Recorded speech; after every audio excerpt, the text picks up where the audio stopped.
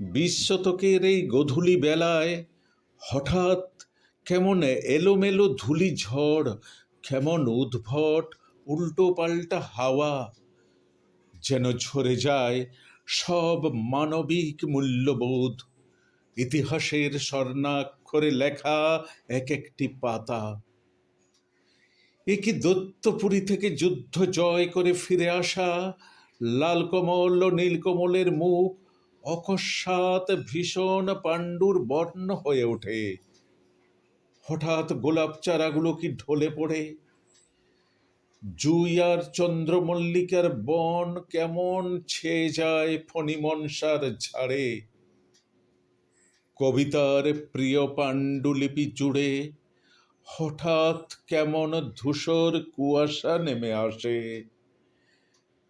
প্রেমিকার উষ্ণ হাত মনে হয় যেন নিরুত্তাপ, অনুভূতিহীন।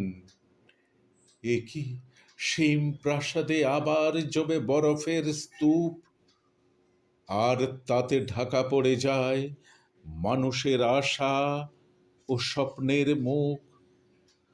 ধসে পড়ে তার সব মহিমা ও কীর্তির মিনার। বিশ শতকের এই গোধূলি বেলায় এ কেমন এলোমেলো ধূলিঝড়, এ কেমন সমস্ত আকাশ ছেয়ে কালো মেঘের আঁধার।